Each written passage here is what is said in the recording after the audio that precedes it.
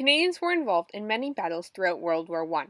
Through these battles, Canada gained a greater identity, and other countries began to view Canada as a country completely independent of Britain.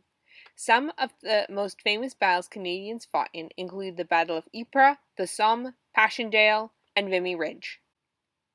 The Second Battle of Ypres was fought from April 22nd to May 25th of 1915. It was the first major battle of the First World War that Canadians participated in. Ypres is located in western Belgium and held a strategic position. During November and October of the previous year, the First Battle of Ypres was fought in the surrounding area. The soldiers at Ypres on April 22nd experienced the first mass use of chlorine gas. The battle was fought between the Germans and the united forces of the United Kingdom, including Canada and India, France, including Algeria and Morocco, and Belgium. The first 4 days of this battle were critical, and the Canadians fought so well during this time that they came to be praised for their courageousness. Furthermore, it was this battle that the famous poem In Flanders Fields was written by Canadian Lieutenant Colonel John McCrae. By the end of the Second Battle of Ypres, the Canadians had 6,500 casualties in total. The Battle of the Somme lasted from July 1st to November 18th of 1916. It was meant to halt a stalemate, but turned out to be one of the most futile and bloody battles of the war.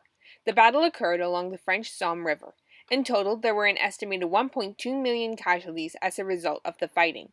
The battle started with the British shelling the Germans. Then the British crossed into no man's land to find that the shelling had had little effect due to improperly manufactured shells and deep bunkers the German had remained in during the heavy artillery fire. Within the day, there were 57,000 casualties. As the end of August neared, the Canadian Corps joined the Battle of the Somme. Throughout the following month, the Canadians managed to capture multiple strategic locations. The November fighting brought the battle to a halt after 5 months of fighting and gains of about 6 kilometers in total. The German losses were about 440,000, and off the approximately 614,000 Allied losses, 24,700 were Canadians and Newfoundlanders. The Battle of Vimy Ridge, Canada's most celebrated military victory, was significantly shorter than the other battles discussed in this video and lasted only from the 9th till the 12th of April, 1917. Nevertheless, there were over 10,000 casualties as a result of the fighting. Today, the Vimy Ridge Memorial stands at the location of the battle, and the memorial commemorates 11,285 Canadians who have unmarked graves. A 9-kilometer-long escarpment, Vimy Ridge is located on the western edge of the Dunai Plain. Although not a particularly strategic position, the ridge provides an excellent view of the surrounding countryside. German soldiers had occupied the ridge since 1914, and there had been over 100,000 French casualties in efforts to capture the ridge.